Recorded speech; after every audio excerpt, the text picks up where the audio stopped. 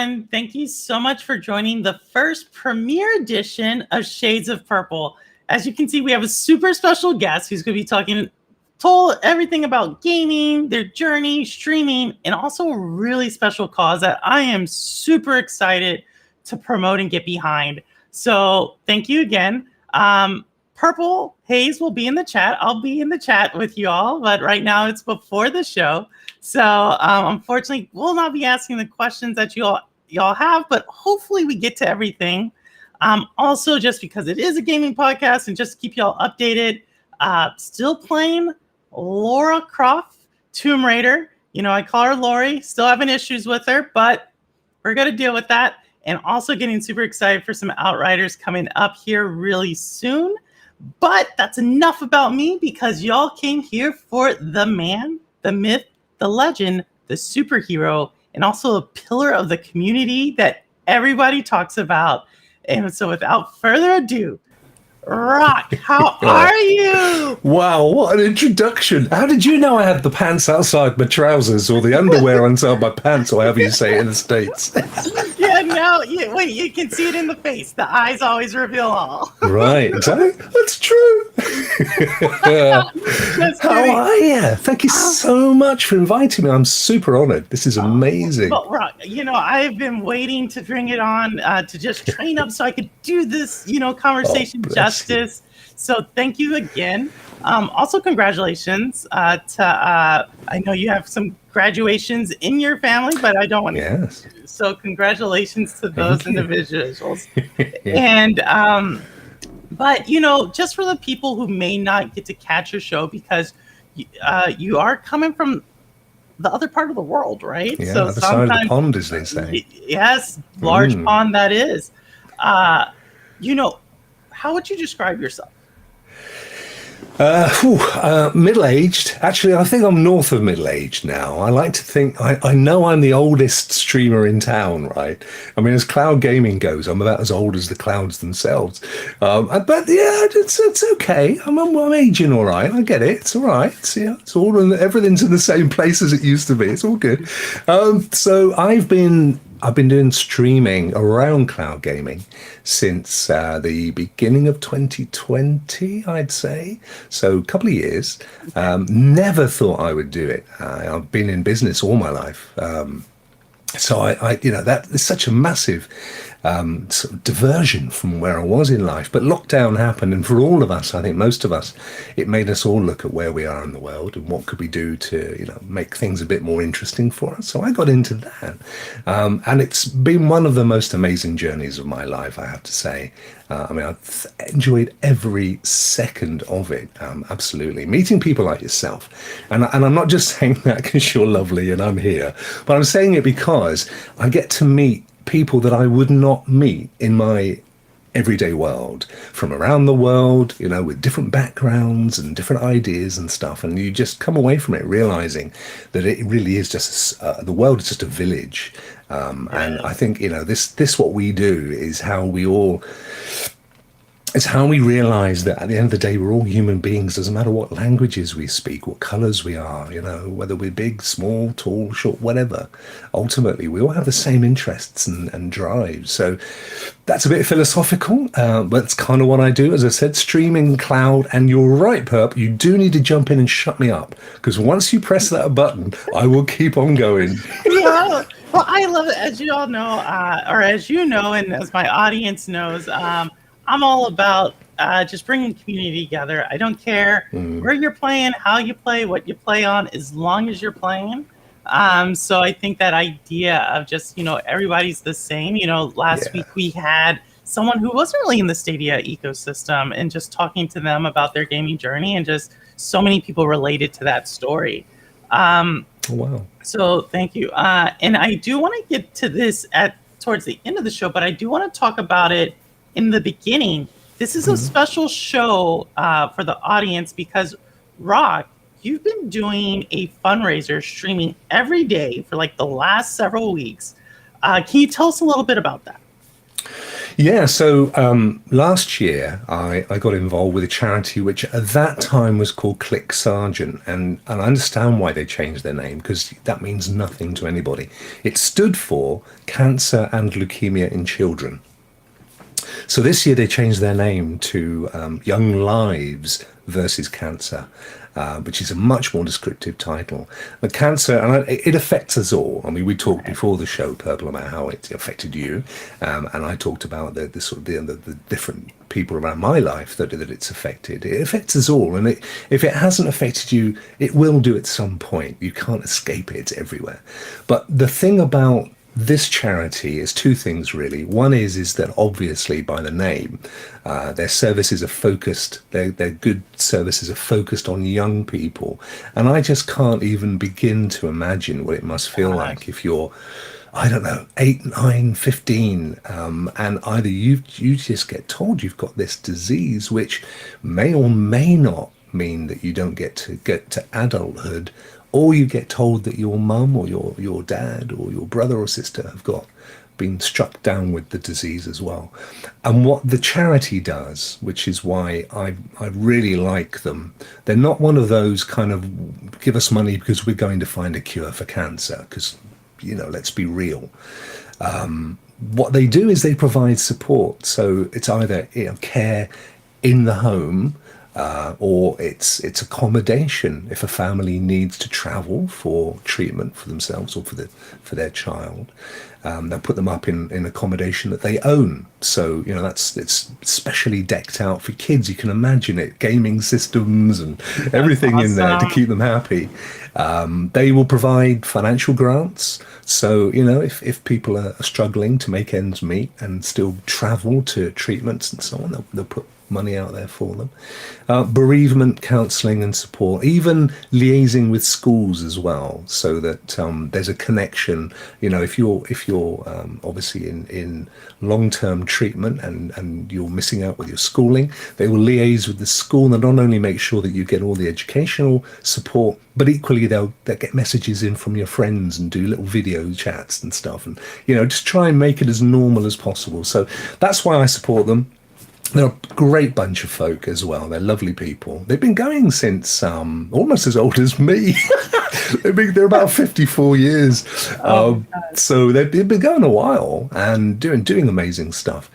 So last year was the first time, and I did it around this time of year. And we got to the end of the month having raised just shy of $1,000. This year we're as you mentioned, we're a couple of weeks in, and we're almost up to the 1,000 already. So I'm really we're going to smash it. In fact, by the time this premieres, I think we will have done it. But then, why stop there? Because quite honestly, it's so we'll keep going all the way to the end of June. I say we, as in the royal we. It'll be me and the community, and see what we can raise. But they sent me a card yesterday, a handwritten card. It was really sweet. It was kind of one of those hand printed cards with a little bracelet. Those little bracelets that sort of hope bracelets, and with their logo and stuff. And this lovely long message. It was both sides of the inside of the card, and the kind of take home for me was they were saying, look, what, raising the money is amazing and it's really fantastic, but they said what we really love is the passion and how eloquent I am about their charity, because it's getting the message out there. Because ultimately, as much as I am the granddad of the community, most of the people that watch us and play with us are of the sort of age group that the charity impacts. So, knowing that if ever they're in that situation, there are people that they can phone and talk to and get support is, for them, is brilliant. So it's bridging that gap, and they were super happy that they love what we're doing. So that was nice on a personal level to know that they're as engaged with us as we are with them. No, well, like I said before the show, as we were talking, and I think I've told a few people this, cancer has affected my family in numerous ways, and we may get to that in a little bit later on in the show, because I definitely want to hit on this again. But I'm going to put a link in the chat as well as in the description of this, and both Purple Haze, me, and Mama Haze are going to match any donation made during the stream. So Wow. definitely, y'all, like, let's smash the record. We're gonna do it, and there's been so many organizations like this for my family, and it's the least we can do to help pay it forward. Bless you so much. Hopefully, y'all, let's run up the number for sure. Amazing. You are one of the good gals. There's no question of that. Thank you so much. That's incredibly generous of you. No, it's definitely. So I'm just going to go and put $1,000 in now, guys. Go for it. Let's go. Let's run it up. Bless you. Amazing. Thank you so much. That is incredible. Incredible. Well, thank you, Rokk, for doing it. And before I start tearing up, let's get to let's talk about some games, and let's talk about, where did it start for you, Rokk? Like video games and kind of your journey where you were like, I like this. Yeah. I mean, you know what? My earliest memories, and they go back a fair way, like watching Star Trek on a Thursday night with my dad, or when my dad took me to see the third Planet of the Apes movie when it was out in the cinema picture.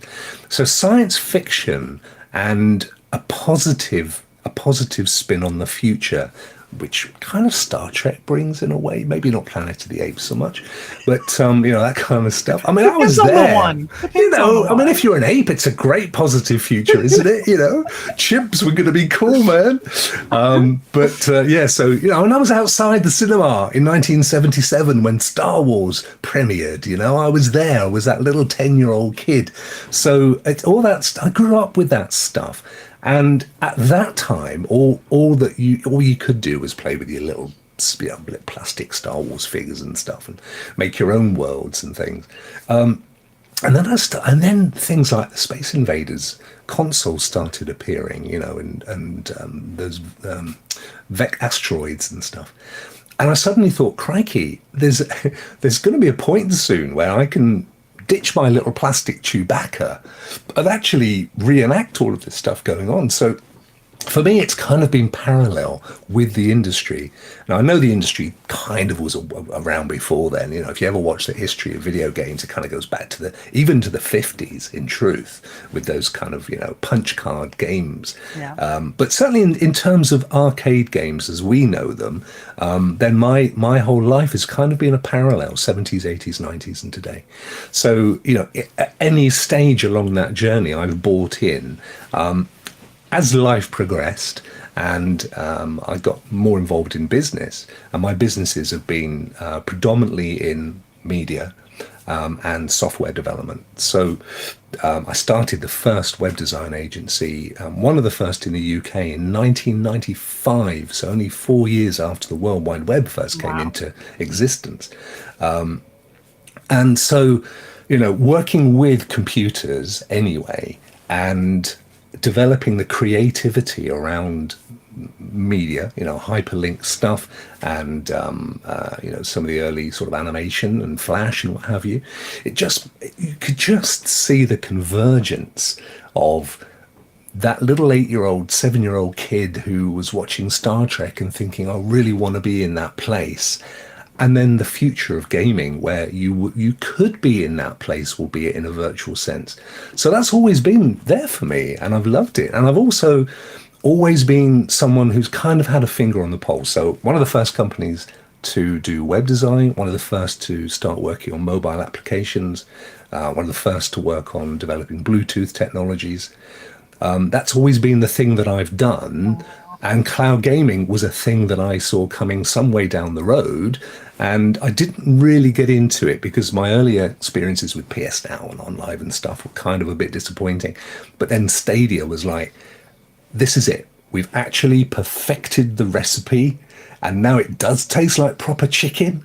And, it's no longer just a mushroom-based burger. It actually tastes like beef now.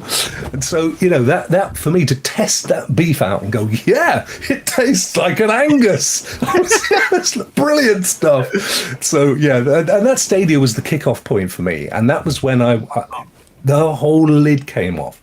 And I started to think to myself, wow, so if you take a game like Destiny, for example, and you put it in the cloud with no boundaries on hard drive space, you could have a game that is infinite in size, that you never need to leave, almost Ready Player One state.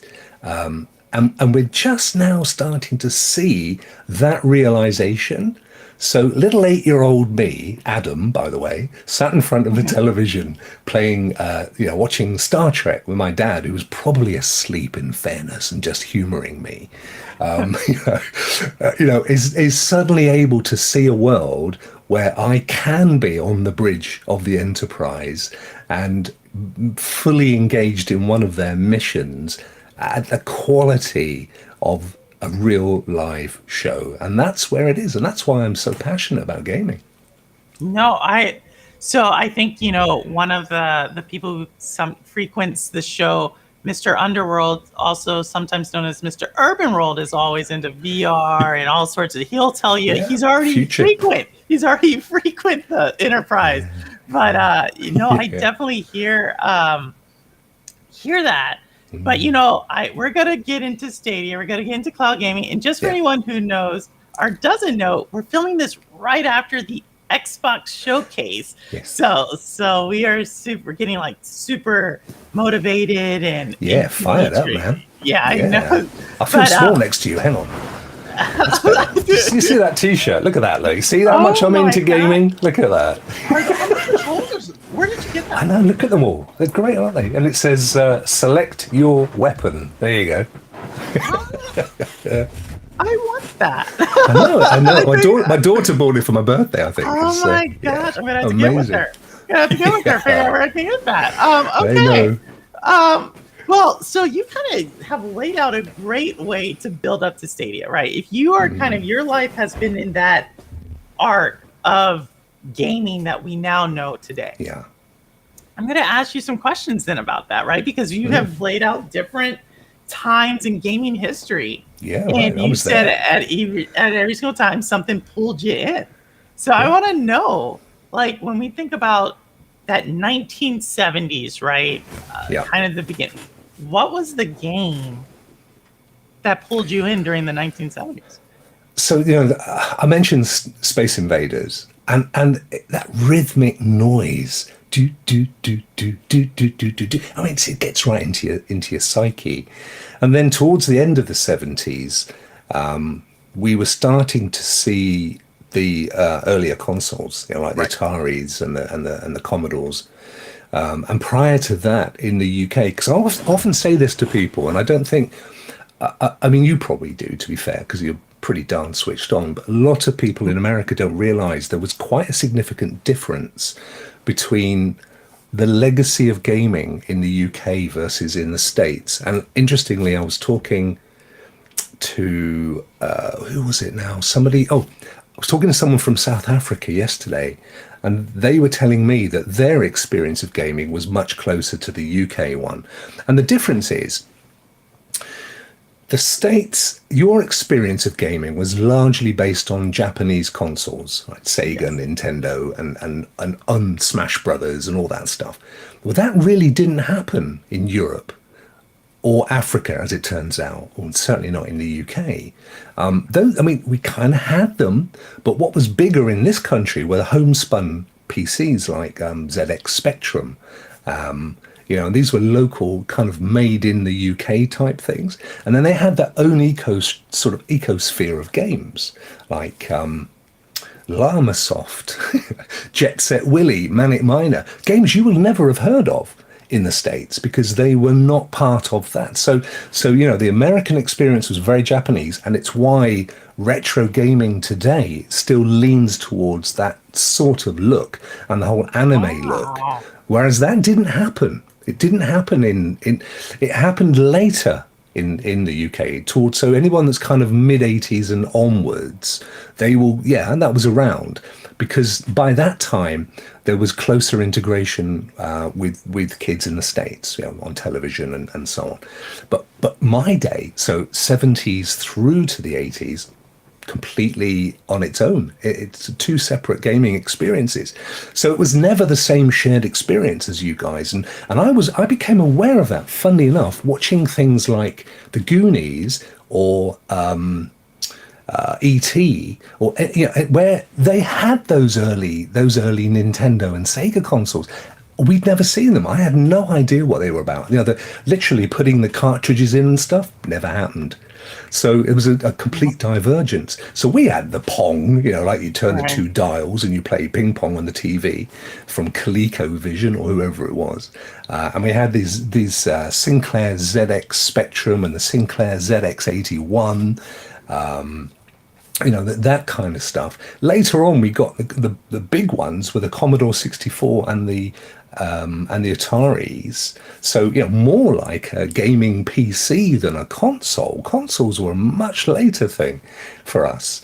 Beyond me, so the whole Nintendo Sega console thing passed me by, because by the time it did become a thing over here, I'd sort of got more off into PC gaming. Right. And in fact, I think Max as well. But I also got involved. I don't know if you want to divert this. I can go in any direction. But I've also worked in the gaming industry. So I was involved in designing artwork for game covers, for example, and game graphics as well. Really? Yeah. Any popular ones? No, if you're in the UK or something like that, can we find these on eBay? Yeah, no. I did Google one recently and found it though, which I was really chuffed about. Local kind of UK based stuff, and then I worked for a game wholesaler in the early '80s. So I got to I get to play all the new games that came out.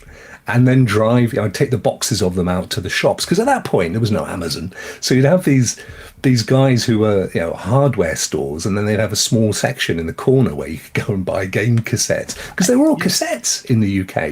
The literal tapes that you record your voice on. You put your tape in with the game on, and you press play, and it would go into the machine, and you play the game. There weren't cartridges or anything like that. That's how it works. It definitely sounds like a Coleco type of technology right there. Honestly, it's a divergent evolution. We ended up all in the same place, of course, but the two places we started, totally divergent, totally different. Yeah, not a lot of people know that. No, I think that's so. It's actually interesting, because I wonder if history is somewhat not repeating itself, but on a similar parallel path when we think about right now in the world. Right, a lot of times when we talk about PlayStation, Xbox, Nintendo, and console gaming, and then where everybody's always like, well, we can't wait till cloud gaming hits India or something, or somewhere, wherever. Yeah. Right? But a lot of times people don't realize that gaming over there looks very different. There's entire franchises. Exactly. There's mobile gaming. Like I lived in Korea for roughly 18 months. About 15, 16 years ago now. Right. And I just remember going there, and they had what we thought was super advanced in our phone gaming. They were way ahead. Yeah. They were way ahead in the arcades. Esports. Everything. They were esporting it all over the shop years before it became a big thing elsewhere. And it just reminds me of that, and how, yes, it's a big thing here in our recollection, but even now, today, with the world being so connected as it is, that there's still somewhat these different gaming experiences still going on. I think that's that's a really perceptive thing. And you're right, India is pretty much all mobile gaming. Even to the point that they have esports stars, and they're all thumbs on small screens. Africa, because a lot of these countries, they've not had the investment in the network infrastructure that even big parts of America that don't. Luckily, we live on a tiny island, so we've kind of got great broadband, because there's the telephone poles and the fiber in the ground and stuff. But a lot of places like India or pretty much all of Africa are reliant on high quality 5G from masts so many miles apart because they don't have the pipes and the telegraph poles and stuff. So, their evolution of gaming has taken the route that the least resistant route for them. Whereas with us more affluent Westerners, we've had the riches of broadband and 100 gig, networks and stuff. That's a really good point. I mean, you've hit it on the nail. Absolutely. It's actually interesting because what you just mentioned there, so there's a project, I know this is all about you, but I thought this was what you just, it is all about you. But they're like a lot of people, when you trade, right, they are very much in their economies, whether we're talking about India or Africa, is so much based upon commodity trading, commodity prices, and that's done through phones, right? And so it makes sense where the technology is being pushed is from there. Yeah. And what a lot of people don't realize about the current gaming in the United States is it's really pushing technology forward, but there is a certain sector that needs very high-end computing, and it's actually parallel to what we just said in Africa, and that is the stock market, right? A lot of people don't realize how advanced those computer chips need to be, and a lot of times there is that cross integration with games. So true. It just made me think about like how we developed we wrote some software a few years ago now for a company based in Africa, but they were headquartered in Greece at the time, and it was literally to send millions and millions of SMS messages out at the same time across Africa. Because what they were doing was they were giving away their model was they would give you an Android phone for free, but you had to agree to use it for your banking. And then they would send you a text message on a Friday evening after work, or you spent all your cash, and say, if you need a $5 top up, just press this button. And we wrote the software that sent those messages, but it's all about mobile in those countries. It's, you get people complain now about the quality. Oh, it's all right. Cloud's not going to be great because I've got really rubbish broadband. You think, these guys get around it. That's the whole beauty of cloud. That's the whole beauty of it. They get around it, and they are performing at a Six Sigma level of operation. Right. Exactly. So, if you don't know what that is, that means it kind of sounds military to me. Oh no, it's operational. It's operational. It's Lego is an example of a Six Sigma organization. Just they're amazing, aren't they? They're Dutch, aren't they? Lego. We'll have to ask Clive whenever he's on the show. Yes, Clive. Yeah, Clive did. I think he worked at Lego. He did. He worked for the gaming side of them. Yeah, the video gaming side. Oh my gosh! Wow. Yeah. So you talked about. Well, we haven't had too many people on the show who were PC gaming from kind of the beginning of where PC gaming was really taking off. And so you went from kind of you said like, hey, you kind of missed that whole console integration because you went to PC gaming. I don't think it even existed, to be fair. Really? Well, yeah. I mean, so my earliest proper memories of gaming, and I mean beyond the fact that there was a console, an arcade console in an arcade, or down at the under 18s disco, whatever. My sort of earliest memories were my friends of mine who had the Ataris. I can't even remember the name of them now, but with Space Invaders on and ET and all that malarkey that used to get. But they were keyboards with a side slot for a cart in their case, or you attach a cassette to them. And I didn't go down the Atari route. So my first properly owned piece of kit that could play decent games was a thing called a Texas TI-94A. I think it was called the TRS-80. I know what that is. You're right. In math class. There you go. I know. They never let me anywhere near a computer in maths. Yeah, 83, 89. I know them all.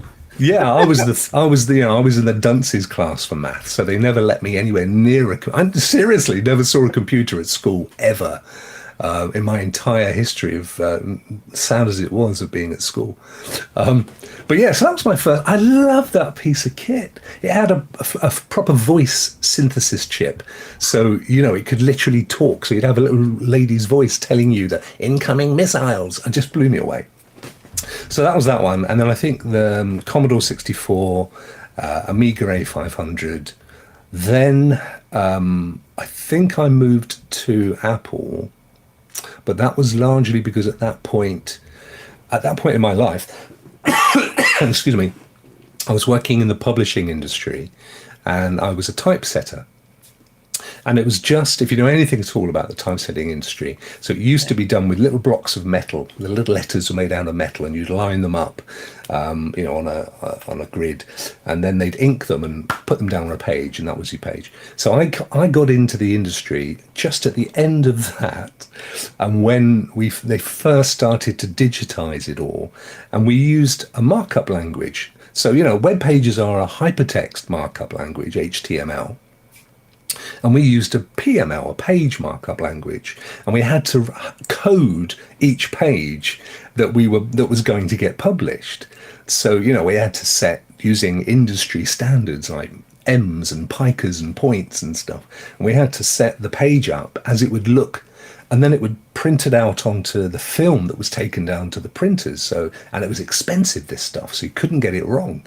And so that was kind of the first time that I got fully involved in grown-up computers, and they were early Apple Macs, only they weren't branded as Apple Macs. They were the kit, but they called them something else. But because I'd got used to using them, I think I bought myself a Mac, and so.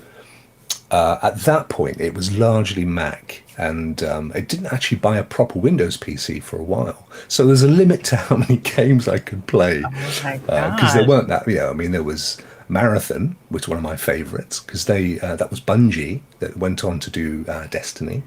So that was great, and Cyan, the games they did, Myth, was it Myth? I think that was an awesome Myst. MYST, Myst. Those kind of games at that point in time, and those were the kinds of games I loved.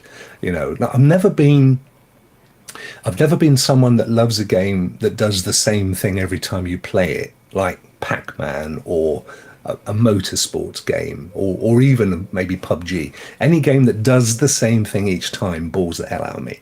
I like a game like Myst, where every time I come in, I've got to evolve in the game. I've got to progress and learn something and figure something out and understand it more. And when you match that with reality, or at least the perception of reality, so it looks really real, then I'm in seventh heaven. It goes back again to that 8-year-old kid watching Star Trek, wanting to be in that world and shaping that world and experiencing that world, as opposed to just beating my mates, because I could do it better than them. I'm not sporty like that. So I don't have that instinct and that drive to compete and beat other people. If anything, I'm the opposite to that, in truth. So for me, it's more about the experiential aspect of gaming, and bringing those two things together. So I love this because a lot, everybody has a difference when it comes to gaming. So when you think of, I know you talked about Myst, and that was really big. When I'm not gonna say how old I was, but I do remember playing Myst. But Not that big. Yeah. My mom's probably like, don't tell him how old I am, Mom. But so when we thinking about that, what you just described, the early 2000s, then what was the game that you would have kind of See, full confession. All right. I struggle with dates from the year 2000 onwards, and I've never worked out why. Honestly, you say to me, what did you do in 1976? I'm there. You say to me, what did you do in 2007? I haven't got a clue. I'd have to get my diary out. So early 2000s, I had... So remember I said I started that web design agency? Right. Well, it grew to be one of the biggest. So by that point, we had offices in London and local to where I am here, and quite a large staff. But gaming really came into it for me, because what we did was, because I had that kind of love for it, we would power down at lunchtimes and we would play a network game of Unreal Tournament. So... And that was so the whole company would play this game. And guess what? My character was Rokk. and that's where the name came from. So, Oh my gosh! So I was about to ask, where does Rock come from? yeah. So it also plays on my surname, which is kind of rock-like. But it came from that character, and it also turned out, I only found this out a few years ago. So a few years back, in fact, I can tell you, it must have been 2018, 2019. I was involved in a commemoration project for the Battle of the Somme. And so there was a guy who had made, what was it called? He basically bought 100,000 or more mannequins and wrapped them up in shrouds in the way that they would have been buried, Right. and then laid them out around. I forget the name of it now. It was a place in London, a very famous old place in London, and they just went around the whole thing. And it was like an installation that he would take around the UK, and I was involved with the website of that, and also kind of like I have been here tonight with Young Lives versus Cancer. I'm sort of championing the cause, as it were. Anyway, it transpired through this whole journey. I found out much more about my granddad. So my granddad had fought at Ypres, or wipers as they called it back then, twice. He'd been gassed twice, and he went back. Absolute hero, and what was He survived being gassed. He survived being gassed. Yeah. And I just want to remind people that World War I was so, because this is what we're talking, right? Yeah. Was so it's actually considered the worst type of warfare that the entire world agreed to never to make using gas, chemical weapons in war, illegal. That's how bad that was. So rip your lungs out. It was mustard absolutely gas, hideous. especially. Like we're talking about. I mean, there's entire battles. Battles of the Somme is one of them. Yeah. Entire armies wiped out. Just because of how the wind blew. Like so, it would have launched, and then the Allies came back to the Allies. So it's outside of our sphere of comprehension. Genuinely, we play these games and shoot each other. We haven't got a clue. But he was invalided out twice. So he went back twice, and he served his time and he got his medals. And I hear stories of heroism. It was a story that I was told where he found himself in a crater with a young German boy. I mean, this guy must have been 14, 15 years old. And the kid thought he was going to kill him, and he just put his hand over my granddad put his hand over his mouth and just said, shh, shh, shh, while the other soldiers went past, and then let him go off on his way, And to recognize that humanity in the midst of destruction and just seeing your friends die and stuff. And it turned out that his nickname was Rocky. And I didn't find this out until a couple of years ago. I didn't know this. Wow. Which is mind-blowing. And I didn't, so I kind of wear it as a badge of honor in memory of my granddad, who I never met. He died before I was born. But part of that project, I got to meet the local Lord Mayor. Turns out she lived next door to my granddad. It's bizarre coincidences. And she said to me, I remember your granddad. He was an absolute gentleman. He was one of the kindest, loveliest people. He brought 10 kids up on his own.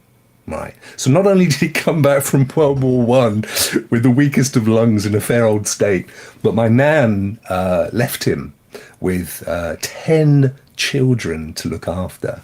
And she said he did it with poison grace. He was an absolute gent. So, I wear that name. I've never called myself Rocky because it has the connotations of, Sylvester Stallone and stuff. But I love the use of the name. And it's also the name of my company as well, my business. So after the web agency, I sold out and set up a company called Rokk Media, ROKK, which we call Rokk now anyway. So it's trademarked, by the way. I mean, it literally is a proper trademark name. So my gaming name is probably one of the few that's actually trademarked. I legally can use it and nobody else can. So it's with the 2 Ks. Well, unfortunately, I think Jimi Hendrix's daughter has mine trademarked. Oh, really? Yeah, No, that kind of makes sense. Yeah. she owns the rights to all his music. But what a musician. Yeah, Oof. the I greatest mean, just on a guitarist, whole other planet. greatest Oh, guitarist. But some people will say Jimmy Page. I'll give it, but it's yeah. Hendrix. Horses You for know. courses. It's Hendrix for me. Yeah, thank you, Rock. Thank you on that one. But I think this is so kind of surreal that because you created your gamer tag, right? Without any recollection of it, or not recollection even. You had no connection to this, and then it somehow transferred through history. For me, this is very meta. Yeah, absolutely. It's why I don't guard it in the sense that I would ward you off legally, but I treasure it because I feel like it's a generational thing. It's like a legacy thing. Yes. Yeah. Yes. So now you have to pass it on to someone else eventually. My daughters can have it if they want it, but I don't know that they would. I'm all about more women gaming. That's why I created the channel. So if they can come. Too. I would love it. If I see a Rock in the future, I'll be like, I knew your dad.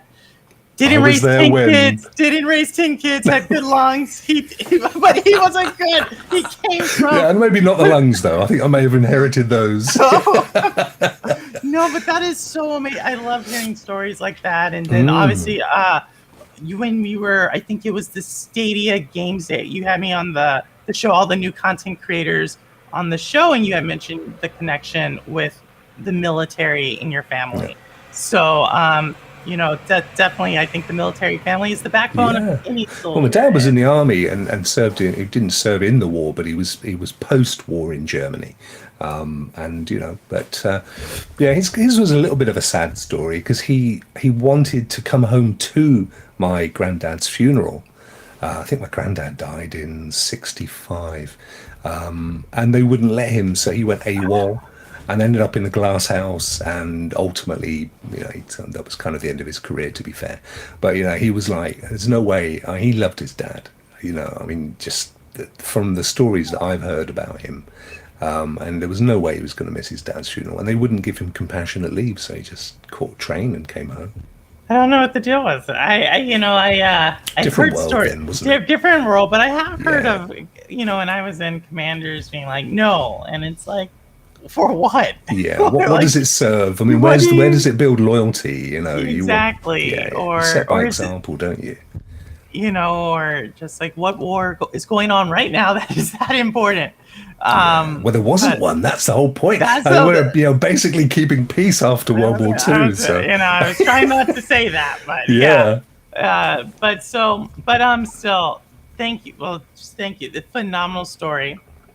But bringing it up, so Rock gamer tag's amazing, and it seems like you always are at the cusp of technological innovation, and that's always kind of led you back to because you do like gaming so much, and you kind of hit on it a little bit earlier about Stadia and cloud gaming. Obviously, you had the foresight, you had OnLive. OnLive comes up a lot on the show about people in cloud gaming. But Stadia, to go from for one, a Mac gamer, you don't hear that much. No, I know. But going from that, I'm sure there's a couple of chapters there to be into Stadia gamer or at least content creator who plays Stadia. And I see you play Stadia games. Kind of fill in the holes here, or at least what I think. So platform's never been important to me. Truthfully, it's always been about content, and I'm in a really lucky place in my life now. We'll backpedal, don't worry, where I can and do have everything. You name it, I have it. The only thing I don't have is Luna because it ain't available. But I've got the 3080 rig, I've got the Series X, I've got the PS5. I actually don't have the handhelds because I can't see them, so I'm not going to walk around wearing glasses all day, and it's just not going to happen. So I don't have those, but it really. So I guess what happened was there was maybe a small hiatus while I was more involved in business in the early 2000s. So I set Rokk the company up in 2002. So it's 20 years old literally this year. And Congrats. thank you. We're still 20, here, but unbelievably. Most businesses don't make it that far. Exactly. The statistics would say that you're in Bizarre the but true. top 6 percentile there right now. Yeah, right, exactly. That's true, actually. So that was really when gaming came back into my life. So I was in a fortunate position. I'd sold my prior company, and it coincided with a couple of things, really. One was the birth of my first daughter, who, and that was an incredibly magical time for me. I sort of lined it up with that in mind, but it meant that I could work from home for 6 years, the first 6 years of her life.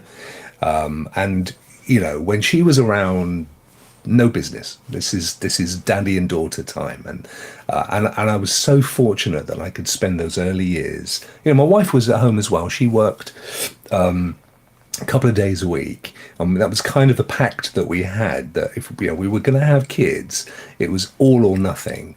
We weren't going to be parents that worked all day long and sent their kids off to boarding school or what have you. We would be there for the kids, give them the best possible start in life, even if it meant we had to put stuff on hold ourselves. And I'm so pleased we did that. So my wife was around, I was around, and then my second came along when my first was 4. So, I had a few years with her as well. Magical times. And that also was a time when I started to get back into gaming more so. I can't remember if it was a PS2 or a PS3. But initially it was PC. So I built a rig and did PC gaming, proper PC gaming for a few years. And then I got into, and then I thought, you know what? I'm missing a trick here. The PC was up in a bedroom or something, and I want to kind of be down in the hub of life, with the kids and stuff. So I need to get myself something I can plug into the TV, and then I can spend as much time as possible down there. So I think it was a PS3. I think that was, and then what I did was rent games. So I think you have is it GameFly in the States? Is it GameFly? GameFly, yes. And your Mama Knows Very Cowboy similar. will be. Well, I know, yeah, that's the only reason I know, because he's mentioned it so many times. I think he's got shares. But we never had them. I love him. We never had that. We had others. And we had ones that you had as well that are no longer around. But anyway, I did that. And I rented games all the way up to Stadia. So I don't have a huge collection of games. I mean, I can literally see them on a shelf above me. There's maybe half a dozen, because that's not been the route I've taken latterly. Over the last 20 years, I've rented a game, played it all the way through to completion, and sent it back, which is another thing that I do that I see a lot of people don't do. So a lot of people are like magpies, and they will just grab whatever's going, and they will play it for an hour, and then it's never played again. And then they want the next one. And it's like, well, you're destroying yourself, because that's literally, imagine all the great works, all the greatest books ever, and all you ever do is read the synopsis on the back cover and move on to the next book. You're missing the entire experience. My love of gaming is all about that entire experience. Even games that I've started and thought, this is crud. I've got to the end and gone, wow, it was one of the best games I've ever played. You've got to go through the experience and pay respect to the team, the hundreds of people creator, that have poured their life. Writer, the artist, right, the actors, sacrifice. There's the voices in the musicians. Like, people don't to go, yeah, I played a bit of it, and then I moved on to the next thing. Ha! What? Soul destroying.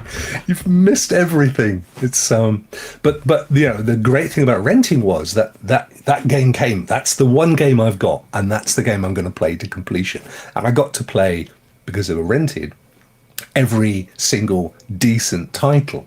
Hundreds and hundreds of the best games, and really honed in on what I found to be the kinds of games I love, and that experiential thing again, all the way up to cloud gaming. And then cloud gaming came along, and I thought, no, this is the future now. And of course, Stadia had the model which actually worked really well for me, because it wasn't a million miles away from what I'd been doing. Which new game turns up, let's play it. No, I think I love that you mentioned the fact that a lot of gamers, I agree with you. I think Yeah. a lot of gamers don't play games, and I think the analogy you used with reading a book is true. I don't think a lot of people read books either No, anymore, no. and it's a shame because there are so many lessons learned. Yeah. Sneaky. I'm trying to bring in actually a very famous game writer actually to the show one day. So hopefully I can make that Oh, just wow. to really make that connection that the game is not just about the technical people and counting. It is one of those rare instances that you are bringing in so many different disciplines to get on the Yes. same page. And as someone who is a a military commander, someone in business. I love Wow. the leadership in business. Bringing a team together Yeah. to really get something done is just inspiring, no matter how large or small that endeavor. Yeah. So I What a think crossover. So this person has moved from being a commander in the military to writing the. tools. I'm saying me Oh, personally. Okay, you, you, right. yeah, Sorry. yeah. I'm trying to bring someone in. Yeah. Gotcha. Yeah, but Yeah. and I'm just saying, giving a homage to Yes. the teamwork it Yes. takes. And so but I want to bring a writer on just because I think that's a little different. Yeah, So I agree. And again, there are so many. You hit it earlier. There are so many aspects to the development in a game that most people just think about the coders and the artists that do exactly. But I mean, if you look at people like that, the guys that have to bring the canon together on a game like Destiny, where it's kind of got this lore that's built up over the last 10 years, and keep all of that going and make sure they don't transgress or get it wrong.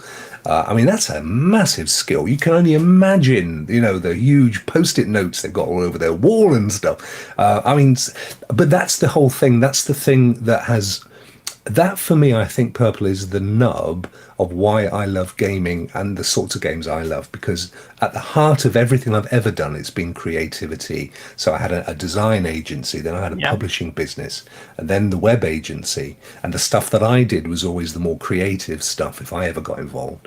And now what we do, I actually don't get hugely involved in it because most of it is government contracts and business to business stuff, and it's not, this is bringing back my creativity.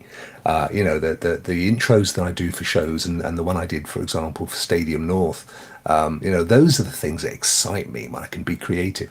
And on the quiet and on the side, I build, very rarely, not very often, but I build websites for small startups, small businesses, and I charge them next to nothing. I mean, literally, a beer. Because one, it allows me to be creative, and that's a really important thing. And two, it's giving someone a leg up. They couldn't afford an $8,000-$10,000 site. They're the sort of bread and butter stuff that we do, but they can afford a few $100s. So, I tell you what, I know we're not even bothering to quote you on this project. Here's my phone number. Give me a call. This will be a special project for me, and I'll help you out. And it's lovely to see how those businesses have flourished. You give them a hand and a leg up. But it allows me to continue to be creative because that's so important to me. That blend of creativity and technology is what really excites. And gaming sits right in the center of that because everything revolves around the development design in a game. No, I love it. Well, maybe do we have a future game developer back Oh, again coming? that would be, I mean, that is something that I have always wanted to do. And we have developed AR games. We did one for Harry Potter actually, in my company, and that was super fun. And I got to meet with the guys, and I had all the concepts and the ideas and stuff, and we got to see it go through to fruition, which was amazing.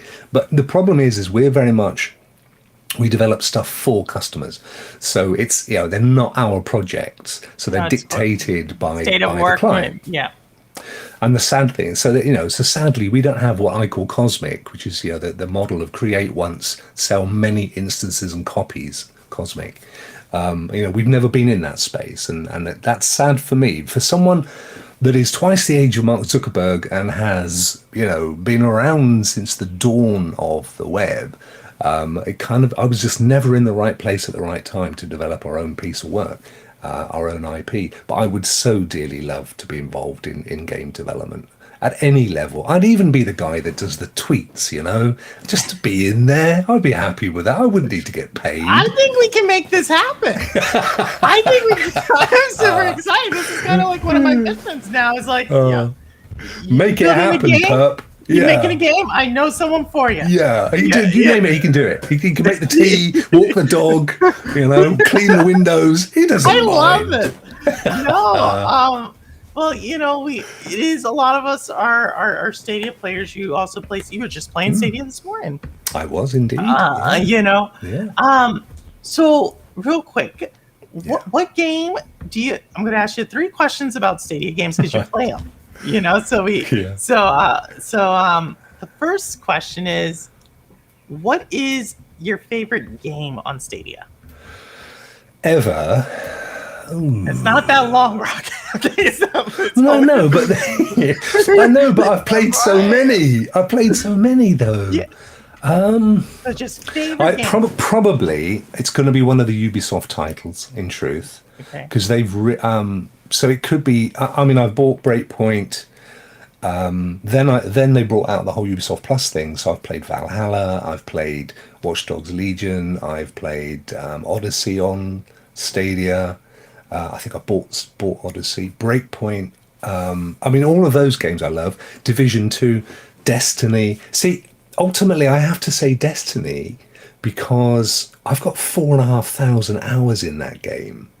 4,500 hours? 4,500 and something hours. I don't even think David Wilson is that old in real life.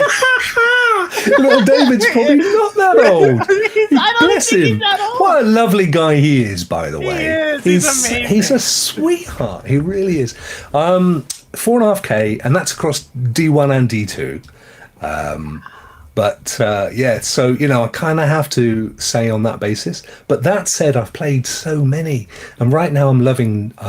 So I finished Deliver Us the Moon the other day. I'm loving Tohu.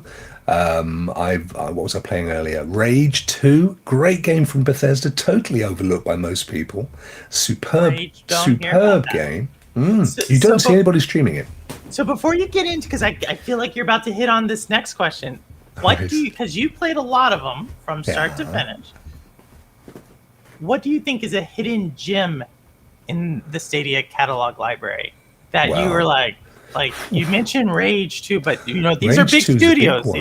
But let's. I know. Bethesda is a big studio. Let's get the little guys something if there's a little. Yeah, I mean, the thing that a lot of people hate on Stadia because of their kind of championing of the indie developer. I actually think it's an obvious and a brilliant movement. You see, I love it. I'm working around the story, but I'll get there. I've said for a long, long time, it's not new and it isn't news, and I've said it and I mean it. I think that the model for Stadia, as far as Google's concerned, at least in maybe the second half of its existence, is to aim it at casual gamers. And I actually put myself, even with my 4,500 hours, I put myself in that place because I play games casually. And now I may play a lot of them and over a lot of time, but I play them casually. I choose the easy mode. I'm chilled out. I never, ever rage quit or even rage play. You watch my streams. I'm just like, is this guy on weed? I'm not. This is what I'm like. So it's a no. That's a no, because I have gotten that. Purple, I've got to be honest with you. I've never even smoked a cigarette in my life, let alone anything stronger. I swear to God. No. I don't drink. I mean, my tipple is, orange. I don't drink and I don't smoke, and I've definitely never taken anything stronger than that. And don't do it, kids. It's not big and it's not clever. Or you'll go to bed without any supper, and that's from The Rock. Yeah, so I don't. Where was I? Threw myself now. Where was I going with that old diatribe? No, Google in their model, casual gamers. Casual gaming, right? And what more of a better fit for that is indie games, because typically, by virtue of their lack of budget, they tend to be fairly small. They tend to be fairly simple. Not all of them. And they also tend to be really creative, because if you are a minnow in a large lake and all the big catfish are getting the attention, you've got to do something more creatively to get spotted. So they'll create games like Everybody's Gone to the Rapture, which isn't sadly on Stadia. I only bring it up because I think it's a perfect example of one of the best indie games that's ever been made.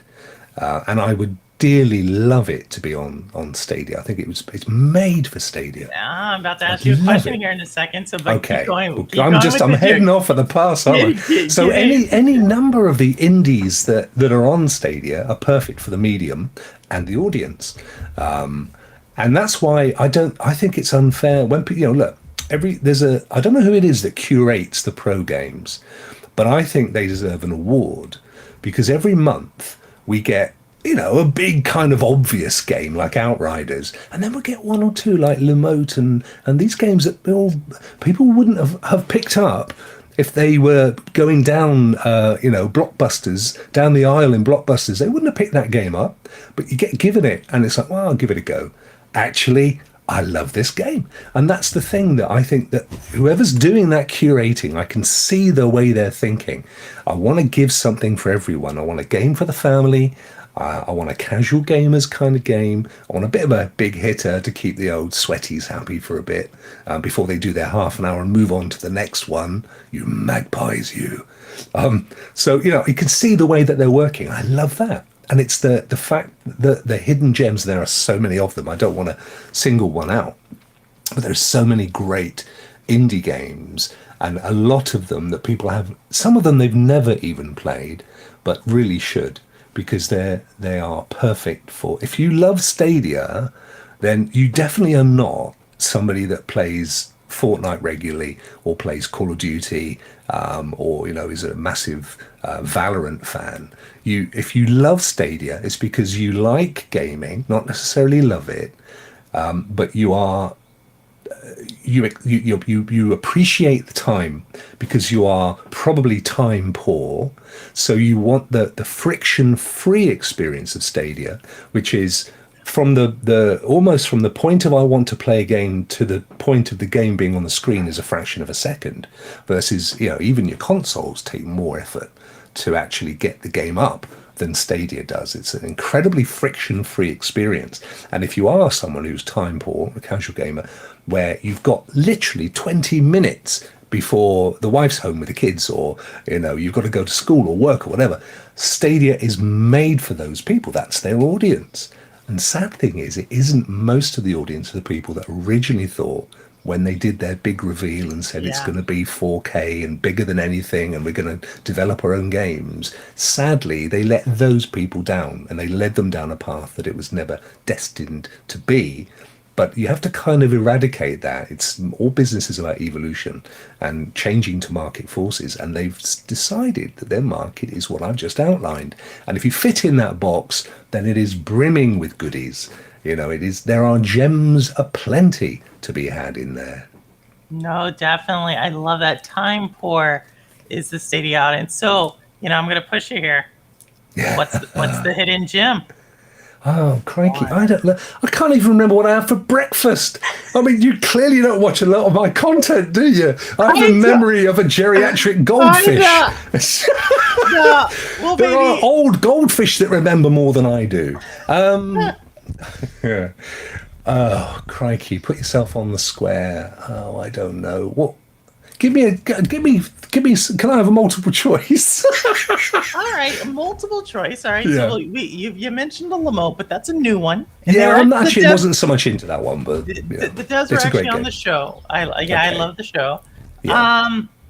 We got a Lamo. I'm going to mention another one that I think doesn't get enough love, but is actually one of the highest rated games, the highest rated game on Stadia. Okay. Disco Elysium. Have you played that one? No. Oh, no, Disco Elysium. Okay. Yeah, but that's a roguelite, isn't it? Well, yeah. Well, I see, me and Ray, we have a thing with roguelite. We come out in hives when we play roguelites. Okay. So it's difficult to get cream at our age, so we don't tend to play those. You see, if you said like Windbound or something like Windbound. Great game. Let's go with Windbound. Yeah. So is Windbound the one? Oh, it's definitely up there. That's a good game. There's a few like that though. I just don't remember the names. Look, I watched you on Ryzak's show. You've got this pin sharp, almost savant memory. You're almost like Rain Woman, and I'm like, what? No, well, we could go Spirit Fair. That's a big one. Yes. Yeah, although you know what, there was a few references in there that I felt were like, you could tell it was developed by, I think it was French or French Canadian, and they were talking about cigarettes and stuff, and I'm like, I don't want to promote that in a game, so that one kind of let me down a little bit. Definitely French Canadian. Yeah. No, they have a couple of them, but we'll go with Windbound. It's a really cool game. Good game. Yeah, it's a really great game. Beautiful. But there's hundreds of games now on Stadia, and most of them are in that bracket. And I could honestly, if I had a proper list here now, I got that was really good. And even going back to things like Stacks on Stacks, which is everybody's joke. When you mention it, and that guy, I felt so sorry for that guy.